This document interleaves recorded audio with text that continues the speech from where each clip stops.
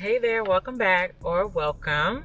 As you know, on this channel, we talk about how in life it's not only me and it's not only you, but life's ups and downs are universal.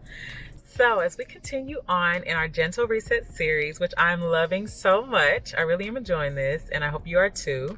Today, what I thought we could tackle is resetting after we have given so much. How do we reconnect with ourselves? How do we reset after we have dispensed and dispelled so much from within us? Oftentimes we are able to make space and prefer, take care of unselfishly so many others. And even with tasks and things like that, sometimes we can keep doing and doing and doing and giving and giving and giving, and we find ourselves in a situation where we look up and maybe we feel like we ourselves have been neglected. And it's easy to put that burden on others, but we are responsible for ourselves.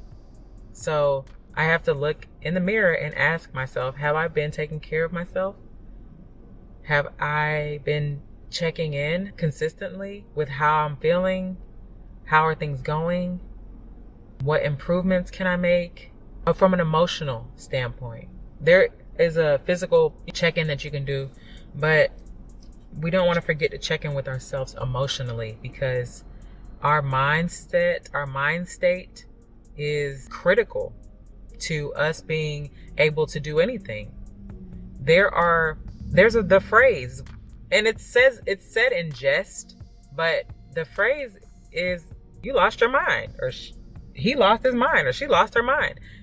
But you jest, but really, right? A lost mind is detrimental to your success, to the success of those around you, to the benefit of those around you, to the support of those around you, to the happiness of yourself. A lost mind it's not a good situation. So how do we reset after we've dispensed so much so that we don't lose our mind? We don't want to lose our mind. So how do we go forward from here? And that's what we're going to dive into. So going into the first one, you can't reset while you're emotionally depleted, while you're taxed, right? While you are overwhelmed, burnt out.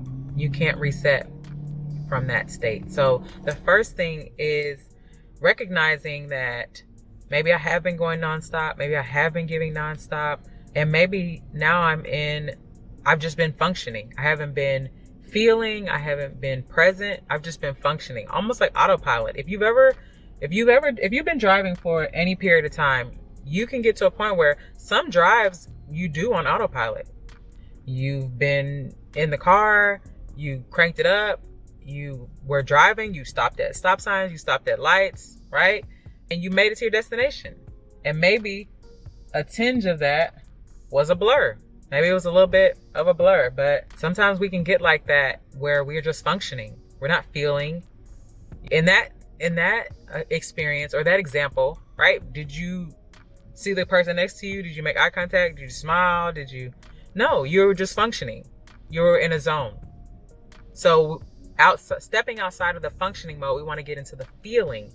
And when we get into the feeling, we can be honest with how we're feeling. And that's where I talked about those check-ins. So some of the practical things that we can do once we realize that we are emotionally depleted, right? And we want to be back connected, and we want to be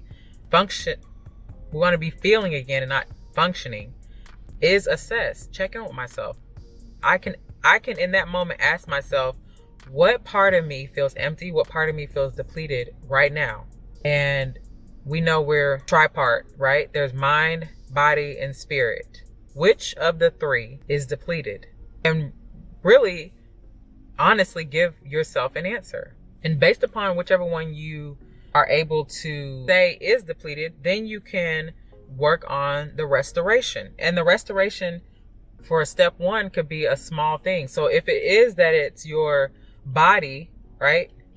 Let's see. Do we want to do physical movement, or do we want to do nutrition, right? You could start with hydrating your body.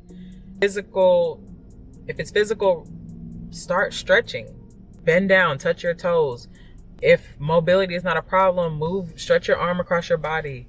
Give yourself a hug. That just opens up in your shoulder blades. But just, you can stretch, right? And if it is that it's mind, right? Maybe your mind, you're feeling burnt out, overwhelmed in your mind, silence. As uncomfortable as it is, silence is probably what you need. You probably need to sit in some silence for 5 minutes, 10 minutes, 15 minutes, whatever you can spare, and just feel liberated from the doing, the overthinking, the thinking. I actually did a video on overthinking as well, so you can watch that one, a reset for the overthinkers. These might go in line for you. Some people that are burnt out it wasn't with overthinking. But so just whichever one aligns with you, that's what you should do. And then on the other one is spirit, right? So if you're feeling emotionally drained or burnt out from a spiritual perspective, you can pray. You can pray and be vulnerable and be transparent and communicate exactly where you're at, what you're feeling,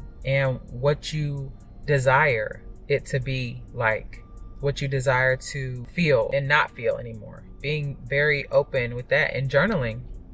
For the longest time, I kept a journal, and I still write in it, not as often as I used to, but this was my journal with my prayers.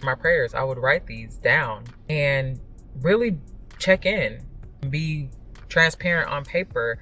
So writing your prayers is not a bad thing. You can write your prayers.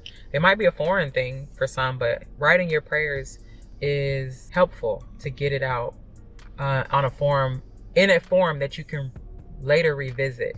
It's something to see your written prayers years later, decades later, and smile, knowing that got answered. And it being answered doesn't mean you got it. It doesn't mean that it was granted, like it's a genie that you're praying to. But a prayer being answered can simply mean that there's closure. So whether that closure is yes, whether that closure is no, and whether that closure is have peace and not now. But that's for you to explore with yourself, just on that first part, when you're emotionally depleted.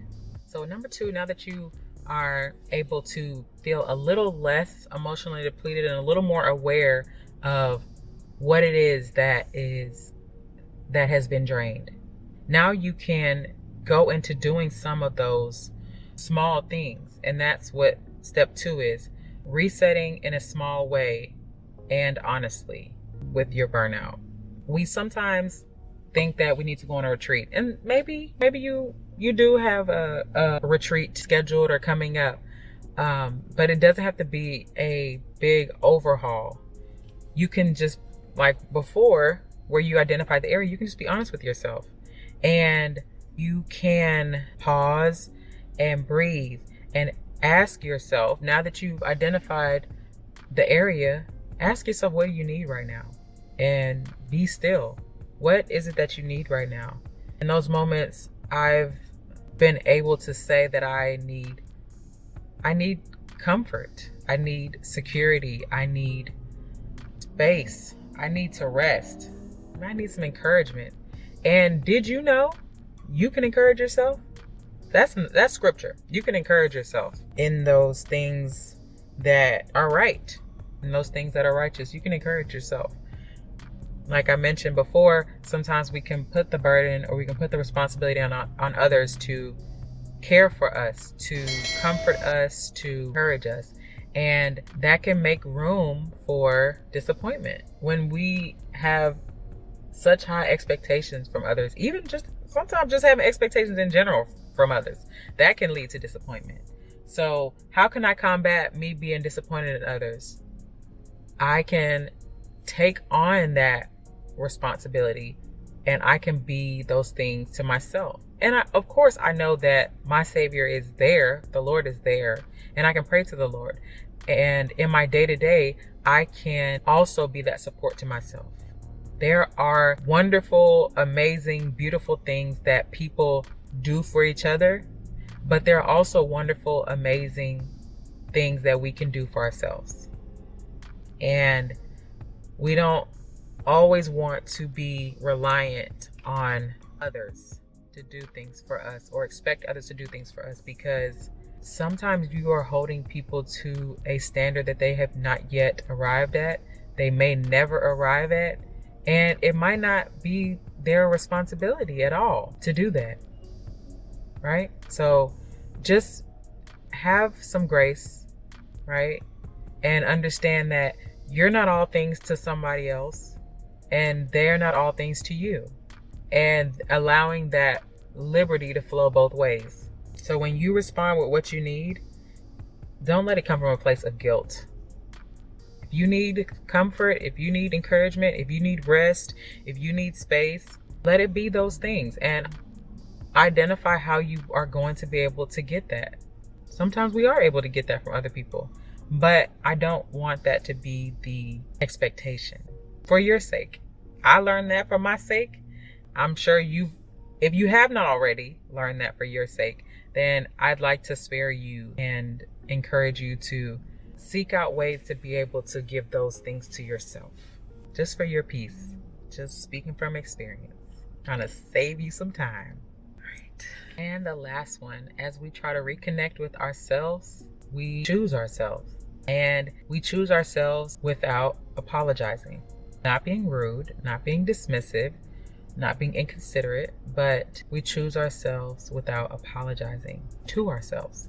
Sometimes when we are accustomed to overdoing, overgiving, oversharing, overcommitting, it feels odd to pull back from some things, to reduce the amount of some things, to restrict the allotment to whatever. And that guilt should be, I don't want to say dismissed, but that guilt should be, you should be mindful of that guilt. Be mindful of it, because the same feeling that might be showing up as guilt, the same drivers that is making your thoughts of maybe adjusting your levels of commitment that showing up as guilt, that's the same foundation or basis that also allowed you to overdo.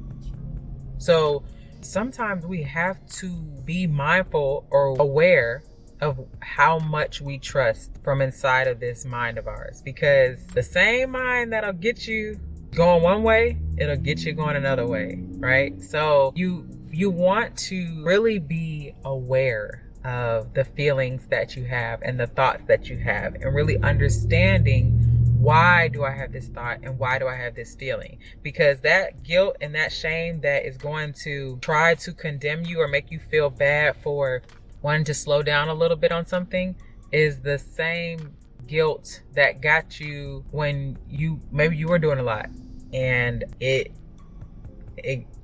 maybe even judged you then. You're doing a lot. So it can get you either way, but you just need to be honest with yourself. And setting boundaries is a big part of balancing that relationship out that you have with work, organizations, self, relationships, family. Balancing all of those things with having boundaries in the mix really allows you to remain level. Because when we get to a point where we have an emotional extreme, somewhere at some point for a duration of time, things were out of balance and our body responded in an extreme manner to the imbalance that was taking place at some point. So I encourage you to don't take things lightly when your body is signaling to you, when your mind is signaling to you, when you have certain thoughts about feeling overwhelmed. Don't take that too lightly, because our bodies, our brains, our minds are designed masterfully designed. And just looking at the body, it's amazing. It's amazing. And this same masterpiece has the ability to, if you let it, it has the ability to communicate with you, to let you know, if you're checking in with yourself genuinely and honestly, when something might be out of balance. And I encourage you to really listen to that. So on and on and on and on and on, but I hope these 3 things have been helpful with the reset from overwhelm, the reset from just pouring out and giving so much for so long. And some things are sustainable and tolerable if we're getting back in something. And we might have to be the putter backer into ourselves for a time, or just even as a standard, right? I have to put back into myself so that I can continue to pour out. I don't think it's beneficial for us to never dispense anything from this amazing body, from this amazing creation that we hold and we call ourselves, right? That's not the message. What I'm saying is, in order to continuously give out, I have to put something in. You have to put something in. We have to put something in. This is just not the ever dispensing thing.